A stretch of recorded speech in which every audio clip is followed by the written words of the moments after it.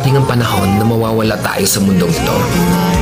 At kapag dumating ang panahon na yun, hindi mahalaga sa kung gaano karami ng pera ang naipon mo sa bangko. Hindi rin mahalaga sa kung gaano ka successful sa trabaho or sa business mo. At lalong hindi mahalaga sa kung gaano kaganda ng mukha at ng katawan mo. Dahil ang mahalaga pagdating ng panahon na yun ay ang sagot sa tanong na naging masaya ka ba? Nagawa mo ba ang kagustuhan ng puso mo kahit pag-gaano ka malito sa mata ng mundo? Dahil sa huli naman, ikaw naman magdadala ng mga memories na yon sa libingan mo. Hindi naman ang mga tao sa paligid mo.